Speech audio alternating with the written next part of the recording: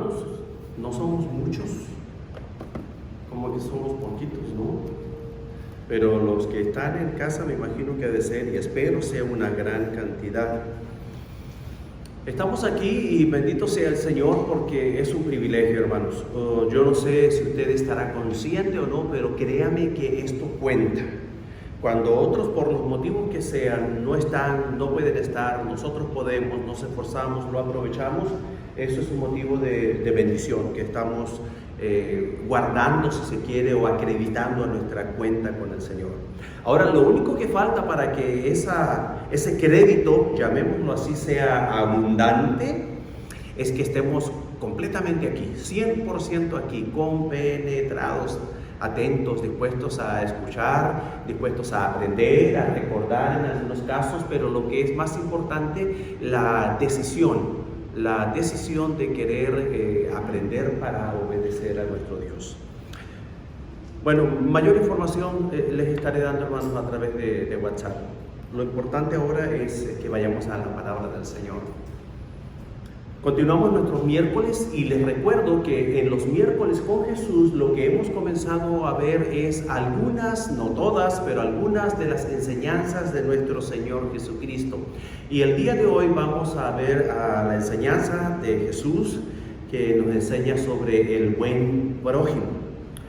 Los pasajes están consultados, están ahí arriba por si alguien desea apuntarlo aquí o en su casa. Y entre tanto vamos a ir al Señor en oración. Vamos a suplicar porque sea Él a través de su Santo Espíritu trayendo el entendimiento a nuestras mentes y la disposición a nuestros corazones. Oramos. Padre amado, gracias porque llegó este momento que es tan especial, el momento para el cual hemos venido también, que es el de escuchar de su palabra. Yo suplico, Padre, porque usted pueda derramar una unción especial sobre su siervo y sobre cada uno de los que aquí y en casa se encuentran, para que atentos puedan recibir toda la palabra. En Cristo Jesús nuestro Señor se lo ruego. Amén y amén. Pues lo primero que se me ocurre a mí, hermanos, si esta es la enseñanza, es preguntarle, ¿es usted un buen prójimo? No lo digo dudando, ni quiero hacerle dudar. Si usted es de esos, los felicito, porque esos son los que necesitamos. Esos son los que necesita la iglesia, esos son los que necesita el reino, y lo que es más, esos son los que necesita el mundo. Yo sobre esto he reflexionado mucho y les voy a decir que cada vez que se me pasa por alto, a veces simplemente por falta de estar así, ¿cómo dirían los jóvenes? Pilas, de estar atento y de ponerle velocidad a la acción. Por ejemplo, usted dirá, ¿cómo es eso? A ver, por ejemplo, cuando usted va en el vehículo y se va a detener en una luz roja, en un stop sign, y hay alguien pidiendo. ¿Qué tantas ganas tiene usted de hacer el bien, de dar, de cooperar, de hacer obra para que Dios sea glorificado? No, dice, a lo mejor alguien dice, pues si llega hasta acá, si yo llego hasta allá, y empiezan las cuentas. Pero cuando la persona quiere, luego baja la ventana y a veces se nos pasan oportunidades como esas, por ejemplo. Entonces es bien importante que nosotros podamos estar alertas y dispuestos. Eso quiere decir a la expectativa. Es interesante, entre paréntesis, el aire acondicionado hoy estuvo desde las 2 de la tarde y no ha dado lo que debiera dar, así que mañana a primera hora vamos a llamar para solucionar ese problema. Y ahora estamos con 82 grados y ya se detuvo una vez más. Veremos qué sucede. Entonces, sobre esto, ¿qué tan buen prójimo es usted?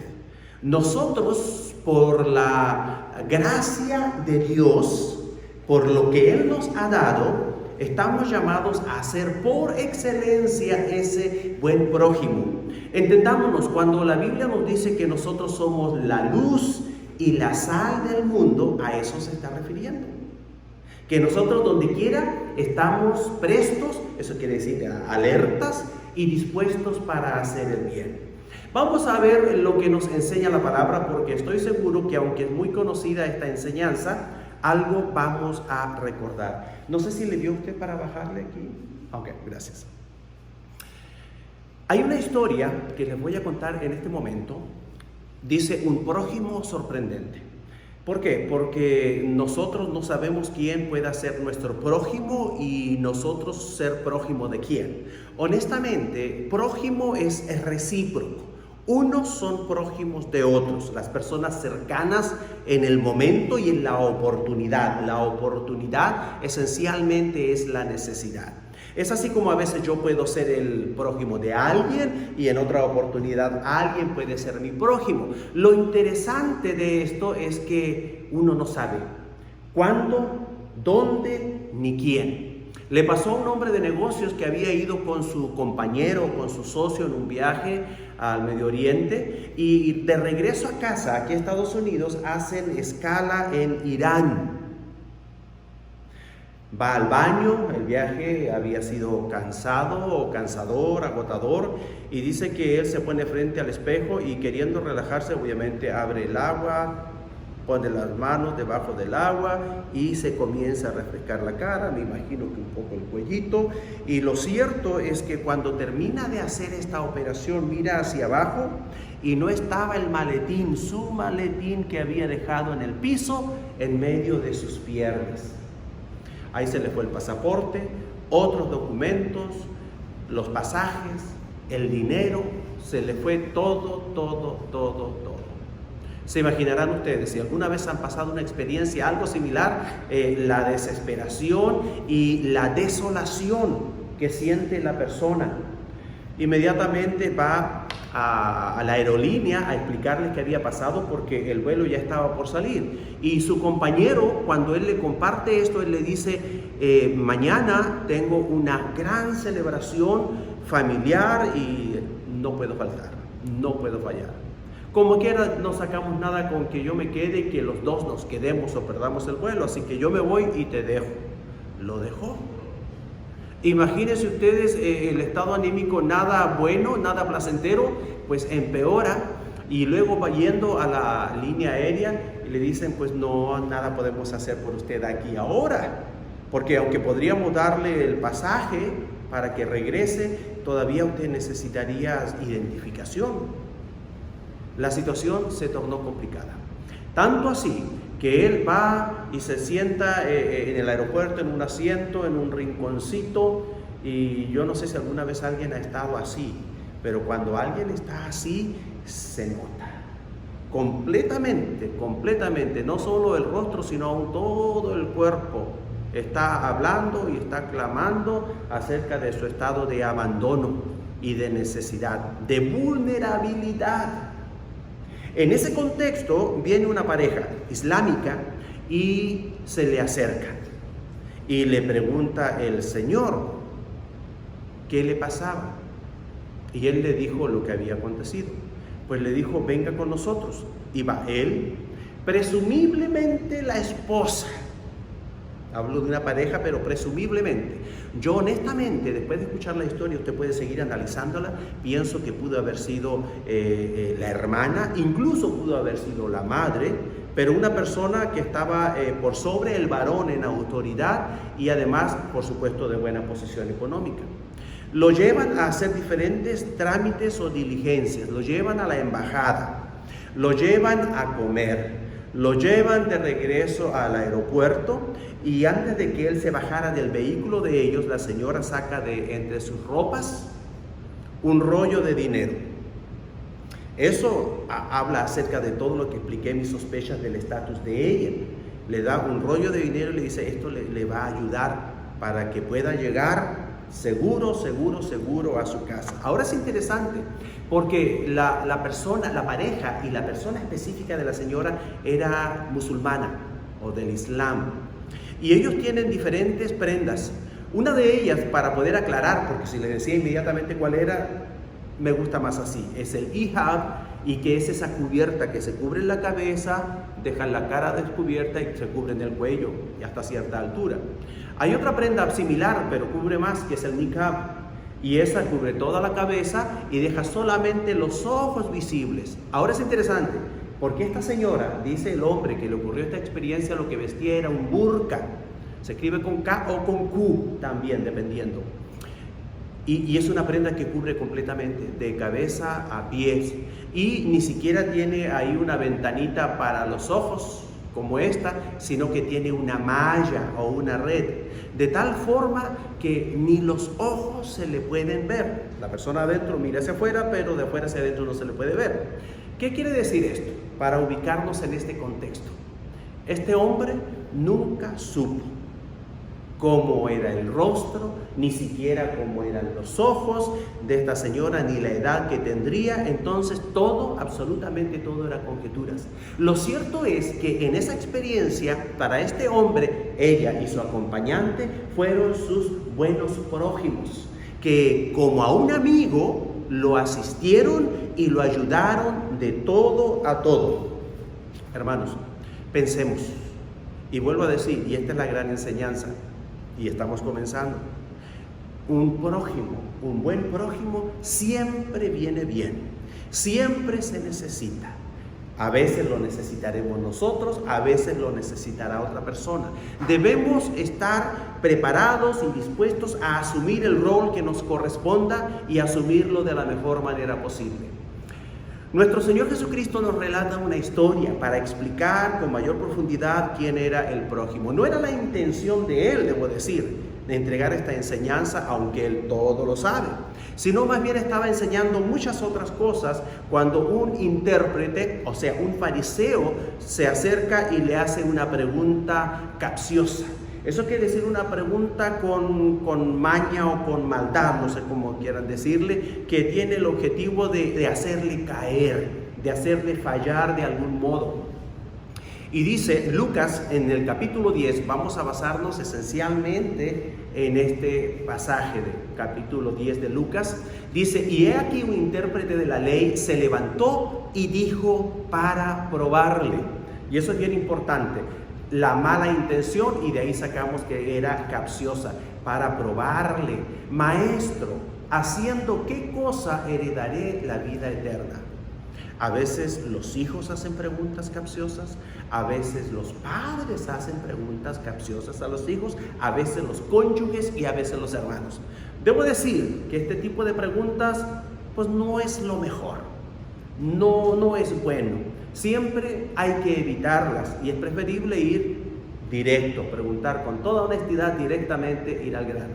Entonces digo esto porque normalmente va a hablar de una intención velada, mala, negativa en la persona que hace ese tipo de preguntas. Continúa el relato. Él le dijo, nuestro Señor Jesucristo, ¿qué está escrito en la ley? Pero también nuestro Señor Jesucristo, ¿cómo le iban a engañar? Y me llama la atención lo que le dicen: ¿cómo lees? O sea, le está diciendo, está clarito, clarito, clarito, clarito. ¿Es que no entiendes? ¿No quieres entender? O últimamente dime, ¿qué es lo que has entendido? ¿Cómo lees?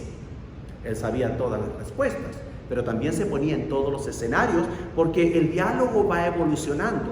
Y así como nuestro Señor Jesucristo le responde una cosa, vemos que el fariseo luego le responde otra.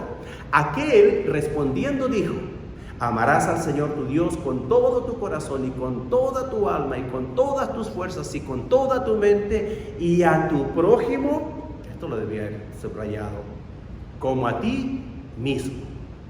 Digo que bien, este hombre definitivamente sabía y lo recordaba de memoria. Dicho sea de paso, nosotros haríamos bien también en tener presente esta verdad. ¿Sabe usted que esta verdad, esta palabra no ha cambiado? Y a veces nosotros nos esmeramos en nuestro amor, y digo entre comillas, porque a veces tampoco es tanto.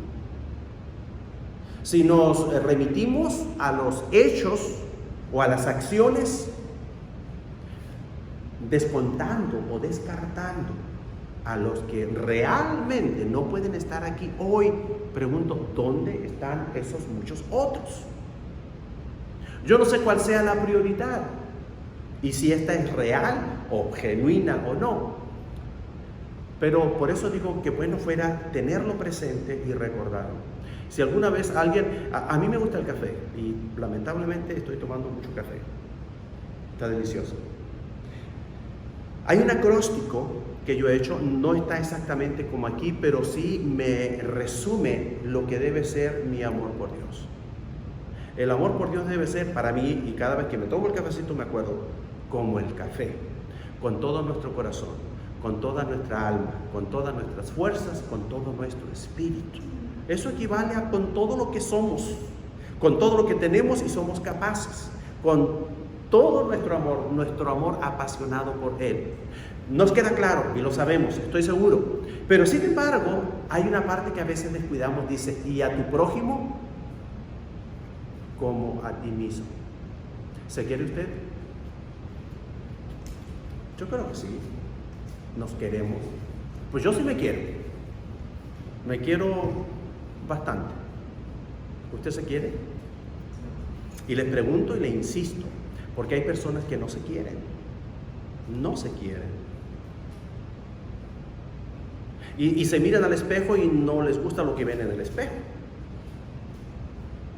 Uno debe quererse, de todo a todo.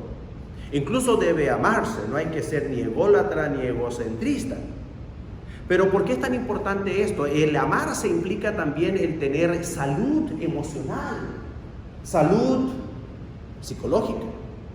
Porque si una persona no se quiere, tiene problemas emocionales, puede tener problemas psicológicos, tiene traumas, tiene trabas, hay heridas que no han sanado. ¿Y por qué es tan importante quererse? En otras palabras, amarse, en otras palabras, estar saludable, porque de eso va a depender el que nosotros amemos bien a Dios y el que amemos bien a nuestro prójimo. Una persona que no ha sanado, que tiene heridas, que está enfermito o enfermita emocionalmente, espiritualmente, psicológicamente, tendrá dificultad para conocer a Dios. Tendrá dificultad para entender a Dios, tendrá dificultad para aceptar a Dios. Y por ejemplo, haga de cuenta usted que si los problemas que tiene pueden ser, haga de cuenta que sea con el padre, con el papá o incluso con la mamá. Bueno, esa persona siempre va a tener dificultad para aceptar de la forma de vida a la autoridad. Va a tener problemas o dificultad para relacionarse con Dios como un padre amoroso al cual se le tiene confianza y se le platica todo porque no la tuvo con su papá o con su mamá. Entonces por eso es tan importante el amarse para poder amar bien a Dios y por supuesto en primer lugar, pero también para poder amar bien al prójimo. Entiéndanse que cuando la palabra del Señor nos dice que somos la luz y la sal del mundo, eso quiere decir que somos no solo importantes, lo somos. Y eso tiene que ver con nuestra autoestima también, porque dice, no se toma una luz y se pone debajo de un almud, sino que se pone en lo alto donde todos lo miren. Si usted está dispuesto a ponerse en eminencia, eso quiere decir por sobre, de manera que todos le puedan ver, usted tiene que tener esa salud emocional. No tiene que tener problema en que le observen, en que le analicen, incluso en que le sometan a tela de juicio. ¿Por qué? Porque usted está bien consigo mismo y porque está bien con Dios. Entonces, ¿de qué forma podemos ser luz y sal si no tenemos esa salud, ese autoconcepto y autoestima? Sería imposible. Bueno, y sabía la escritura, pero tenía problemas. Continuemos con el relato. Y le dijo, bien has respondido, haz esto y vivirás. Toda la ley se resumía en estos dos mandamientos: el amar a Dios con todo y el amar al prójimo como a sí mismo. Bien has respondido, haz esto y vivirás. Pudo haber terminado ahí para el fariseo y haberlo acabado ahí. Pero ¿qué ocurre? Pero él, no les dije que esto iba a continuar, no se pudo callar la boca. No pudo aceptar la verdad o la enseñanza de nuestro Señor Jesucristo, pero él, es que acuérdese que cuando él comenzó el diálogo preguntándole a nuestro Señor Jesucristo para qué lo hizo, ¿se acuerda usted? Para probarlo, porque obviamente él o ellos en general no creían que Jesucristo era quien decía ser, el Hijo de Dios, el Mesías prometido. Entonces él continúa en ese mismo estado de ánimo. Por eso es tan importante cuál es el estado de ánimo, siempre, en todo momento, porque el estado de ánimo que usted tenga es como los lentes. Si son buenos, ¿cómo va a ver usted? Bien. Y yo cuando subo acá me pongo estos que no me gustan mucho, pero veo mejor. Y yo quiero verlos bien, quiero ver bien todo. Si estos fueran oscuros, ¿cómo vería las cosas? Oscuras. Si fueran rosados, ¿cómo vería las cosas? Rosadas. Bueno, la actitud es tan importante y por eso nosotros debemos trabajar en ella en todo momento, en toda circunstancia y amoldarnos o prepararnos a las circunstancias. Si usted viene al templo, por ejemplo, ¿qué actitud debe traer? Una buena actitud, y usted puede comenzar a refinarla. La actitud de que voy a verle los ojos a mis hermanos. Eso es algo. Yo veo aquí al hermano Matías y me da mucho gusto verlo. Y aún mi esposa decía, ella sufre porque dice, yo quería abrazar a mis hermanos y a mis hermanas. Y yo le digo, pues yo también, pero ya con verle los ojitos. A Boris, a Melquiades. Yo le digo, yo soy feliz con eso. Y ver los ojitos así que, porque los ojitos hablan. Y los ojitos, por ejemplo, los ojitos cerrados dicen que tiene sueño. Los ojitos así dicen que está aburrido. Los ojitos hablan. Entonces, bueno, volvamos a esto. La actitud. Tenía una mala actitud, por eso es tan importante tener una buena actitud. Y dependiendo del momento, nosotros nos podemos preparar. Y detrás de toda emoción y de toda actitud hay pensamientos. Entonces, si yo quiero modificarla, lo que tengo que hacer es cambiar mis pensamientos. Voy a ir a la casa del Señor. Eso es bueno. Dios es bueno, le tengo que dar gracias, le tengo que mostrar mi amor, quiero ofrendarle y mi ofrenda va a ser mi cuerpo en sacrificio vivo. Hay algunos que aquí del trabajo se han venido con cansancio y si eso se duerme está bien, no hay problema, pero llegaron, están aquí y ese sacrificio es una muestra de amor y de adoración a nuestro Dios. Este hombre tenía una mala actitud. Y dice, y queriendo justificarse a sí mismo, dijo a Jesús, ¿y quién es mi prójimo? Hay que aclarar un concepto pequeño aquí. Normalmente cuando nosotros decimos de justificarse y comenzó a justificarse, eso quiere decir que la persona normalmente trata de descargarse o de quitarse cargos o culpas de encima. Justificarse o excusarse. Pero en este caso, queriendo justificarse a sí mismo, lo que está diciendo que él quiso hacerse justo o hacerse bueno a la vista de los demás, utilizando a nuestro propio Señor Jesucristo, haciéndole otra pregunta capciosa con cuya respuesta él se iba a lucir. Queriendo justificarse, asimismo dijo a Jesús, ¿y quién es mi prójimo? ¿Sabe lo que esperaba él que dijera? Entiéndase, él era un sacerdote, él era un fariseo, era una persona importante, una persona que se suponía santa, justa, religiosa, un ejemplo a seguir en la sociedad secular y religiosa. Entonces él esperaba que Jesucristo, nuestro Señor, le dijera, queriendo justificarse a sí mismo, dijo a Jesús, ¿y quién es mi prójimo? Que le dijera a alguien como tú o los tuyos. Como que cada persona, como que cada clase tuviera un prójimo de la misma clase. Pero nuestro Señor Jesucristo hoy día iba a entregar una lección enorme. La lección que el ser prójimo y buen prójimo es algo que va más allá de clases, más allá de clases, razas, quise decir, incluso más allá de la cuestión económica, de todo lo que nosotros esperamos. Muy bien, ¿cómo es esto? Bueno, nuestro Señor Jesucristo está preparando aquí su respuesta. Y para dar esta respuesta, Él les cuenta una historia que Él creó, pero basada en la realidad del pueblo judío, de manera que ellos iban a entender perfectamente la enseñanza. Ahora, antes de comenzar con la respuesta de nuestro Señor Jesucristo, he puesto esto aquí, y les voy a decir por qué. Porque de acuerdo a la enseñanza de nuestro Señor Jesucristo, normalmente nosotros hablamos del prójimo, lo hablamos como muy sin sentimiento, muy sin emoción, muy impersonal. Como que prójimos, estamos hablando de otra persona que no es familia necesariamente, que no es conocido, que puede ser incluso hasta indiferente como un vecino. Pero la verdad es que prójimo puede ser cualquier persona. Eso incluye a los de la propia casa.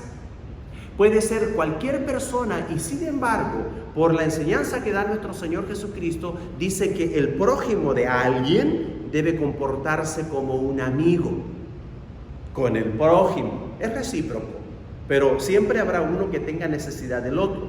Y el que está en la posición de poder ayudar, recordando que más bienaventurado es dar que recibir, este tiene que considerar al otro. El que está en una mejor posición o posición privilegiada, debe considerar al otro o considerarse para el otro como un amigo. ¿Por qué? Porque aquí nos va a enseñar que lo que debemos hacer como buenos prójimos es lo que haríamos en definitiva por un amigo. Veamos, la historia comienza así. Respondiendo Jesús dijo: un hombre descendía de Jerusalén a Jericó y cayó en manos de ladrones, los cuales le despojaron e hiriéndole se fueron, dejándole medio muerto. Por un instante. Un hombre descendía de Jerusalén a Jericó. Les voy a decir que llama la atención lo siguiente. Todo llama la atención, pero dice que lo dejaron medio muerto. A mí siempre me llamó la atención de niño, de joven. ¿Por qué lo dejaron medio muerto y no lo mataron? Eran ladrones, eran muy malos. Quiero que puedan ubicarse cómo era la situación de difícil. De Jerusalén a Jericó hay una distancia pequeña, aproximadamente 27 kilómetros. Pero hay una pendiente muy grande. Jerusalén está a en promedio 850 metros sobre el nivel del mar. Jericó está a 258, 260, digamos, metros bajo el nivel del mar. Estamos hablando entonces de sobre 900 metros, perdón, 1000 metros de diferencia entre Jerusalén y Jericó. Eso quiere decir que cada 1 kilómetro se va bajando unos 40 metros. Para que puedan ustedes ver la diferencia, nosotros aquí en Brownsville estamos a 30 pies, o sea, unos 10 metros sobre el nivel del mar. Estamos bien bajo. Siempre pienso que demasiado bajo y que alguna vez el agua podría alcanzar acá. Es muy factible, muy posible. Por eso no hay un gran desnivel. Si nosotros vamos a Harlingen, nos vamos a encontrar que ahí hay 36 pies sobre el nivel del mar. O sea, solo unos 6 pies más. Estamos hablando de unos 12 metros aproximadamente. En San Benito, pues, está a la mitad. La mitad de Brownsville, la mitad al camino a Harlingen.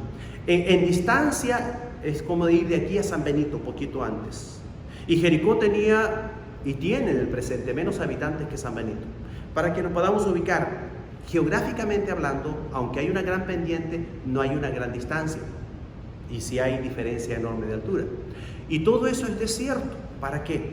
Para que nosotros podamos entender, según los eruditos bíblicos, dicen que en aquella época, como ellos son los eruditos, tomo la información y se las comparto, no lo dice la Biblia, que habría en el desierto de Judea, entre Jerusalén y Jericó, unos 12,000 bandidos. Y literalmente dicen, eso quiere decir que andaban, pero que cubrían prácticamente toda la extensión, y andaban como bandas de perros salvajes, buscando a quien devorar.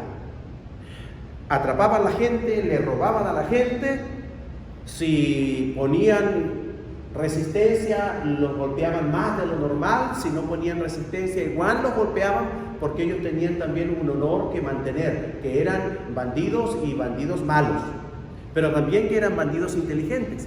Esa ruta era poco transitada y se conocía como la ruta de sangre, y me llamaba la atención, ¿por qué no era la ruta de muerte? Por la sencilla razón que evitaban matar a la gente. Solamente la dejaban malherida, pero la dejaban con vida. ¿Saben para qué? Para que algún día volvieran a pasar. O sea, ellos cuidaban a su clientela, en otras palabras. Es en ese contexto. Bueno, vamos a continuar. Vamos a razonar. Dice, aconteció este personaje que descendió un sacerdote por aquel camino y viéndolo pasó de largo. El sacerdote, ya sabemos, la persona más importante religiosamente hablando y en muy alta estima socialmente. Sin embargo, que de quien se esperaba todo lo mejor, no hizo nada para ayudar a ese hombre que había caído en desgracia. Viéndole, pasó de largo. Probablemente él hizo muchas cuentas y nosotros podemos juzgar a la ligera, pero aún así y todo hay que arriesgarse. Y yo les voy a decir que cuando yo he hecho muchas cuentas y no actúo a tiempo, me arrepiento.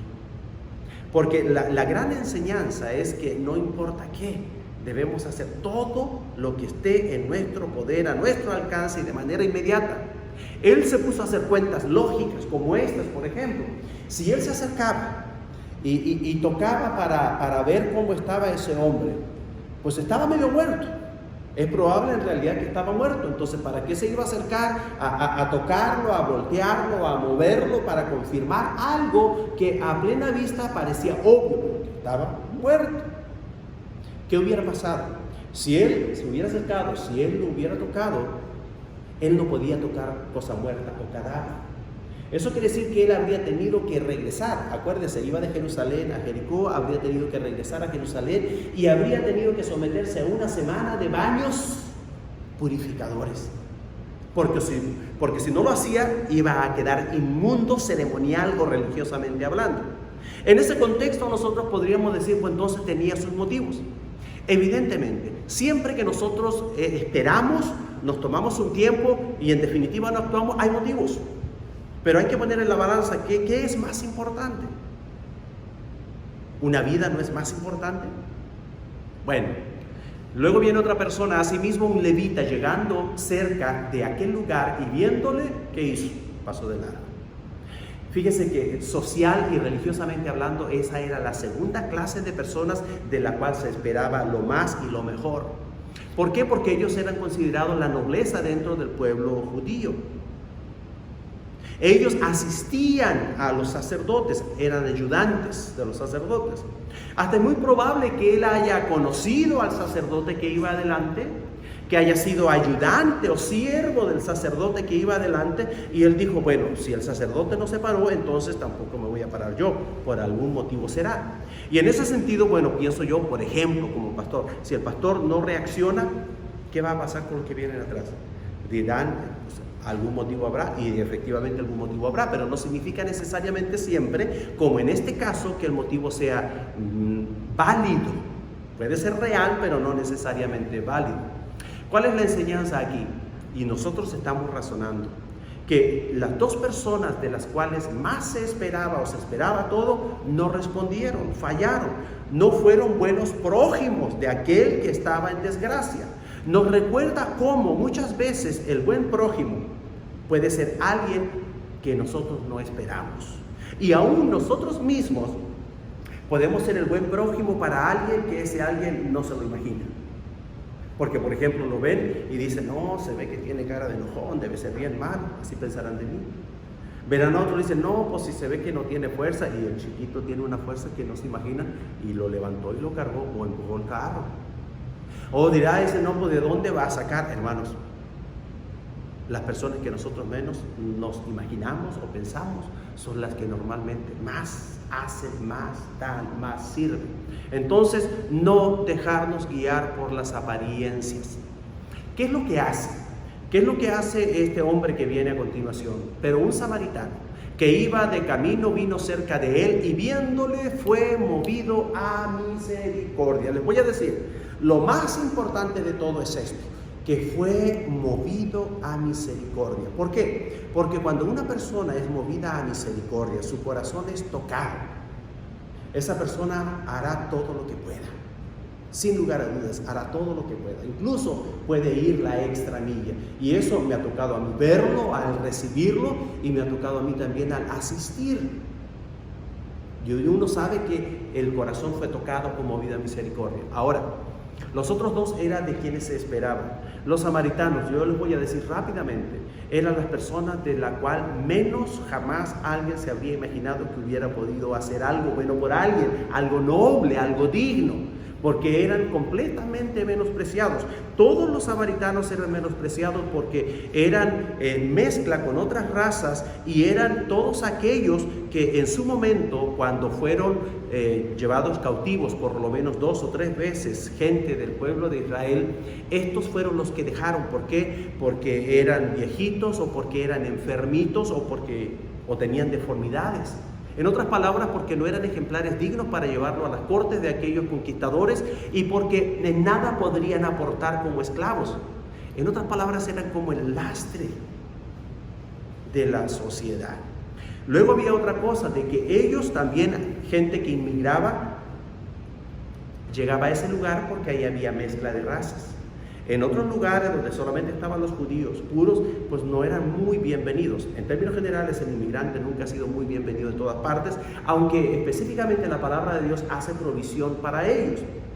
Entonces, y todavía habría que agregar, producto de esa mezcla de razas y de individuos cada vez venidos a menos, pues las generaciones eran cada vez menos. La raza se iba degenerando en vez de componiendo. Y voy a agregar lo último. Producto de lo mismo, de que era mezcla con razas idólatras, había mucha, no solo enfermedad física, sino había mucha enfermedad espiritual, había mucho endemoniado. Razón por la cual nuestro Señor Jesucristo ahí obró muchas sanidades, muchas liberaciones, y Felipe, específicamente el discípulo Felipe, se encargó de realizar ese ministerio de liberación en ese lugar. Razón por la cual entonces ellos eran menospreciados. Ellos eran humillados públicamente. No les dejaban entrar a ciertos lugares, como por ejemplo el templo en Jerusalén. Había 2 oraciones que vienen a la sazón que tenían los judíos estrictos, ortodoxos del siglo I. La primera decía: gracias Dios porque no me hiciste mujer. Pero ellos lo decían en un sentido peyorativo, despectivo. Cuando yo pienso esto, digo: sí, gracias Señor que no me hizo mujer, porque no habría podido. No es fácil. No es fácil. Es muy difícil la vida de la mujer. Mucha carga, mucho trabajo. Pero ellos no lo decían por esto, sino lo decían porque simplemente consideraban a la mujer como un ser humano inferior. La otra oración que tenían eran: y te rogamos, y eran ruegos, oración ruego, y te rogamos que a los samaritanos te los lleves lejos del cielo. O sea, no los querían, los odiaban a tal punto que ni siquiera querían encontrarse con ellos en el cielo. ¿Se dan cuenta ustedes? Entonces, cuando en esta historia que nuestro Señor Jesucristo está relatando, dice que un samaritano fue movido a misericordia, obró de manera distinta a aquellos que se suponían personas excelentes, ejemplares, modelos dignos a seguir en la sociedad, nos está diciendo: tengan cuidado. Tengan cuidado entre lo que ustedes están supuestos a hacer y lo que realmente sean, porque puede venir alguien y les va a arrebatar el privilegio y la oportunidad de ser buenos prójimos. Y cuando alguien se me adelanta, y se me ha adelantado alguna vez alguien, yo no me he sentido bien. No me he sentido bien. ¿Saben por qué? Porque digo, esa era mi peyorativa, era mi privilegio. Y porque me puse lento, lo perdí y lo aprovechó otra persona. No es que yo no quiera que otras personas también aprovechen la oportunidad de hacer el bien, pero si yo puedo hacerla, tengo la oportunidad de glorificar a Dios con esa acción. Y me la he perdido.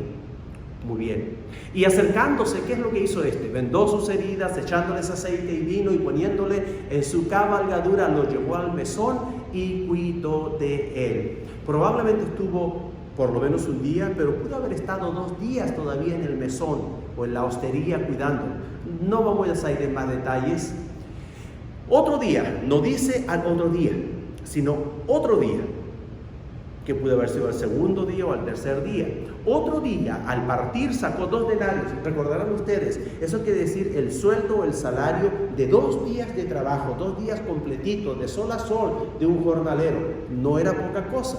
Evidentemente este hombre no era pobre, pero lo que está dejando no es poca cosa. Y los dio al mesonero y le dijo: cuídamele. O sea, como que fuera familia, o como que fuera un amigo íntimo, pero no lo conocía. Ni siquiera era su propia raza. Probablemente era de la raza que a él lo despreciaba, que a él lo postergaba, que a él lo maldecía. Pero entiéndase bien, fue movido a misericordia. Y todo lo que gastes de más, yo te lo pagaré cuando regrese. Esto es interesante. ¿Por qué?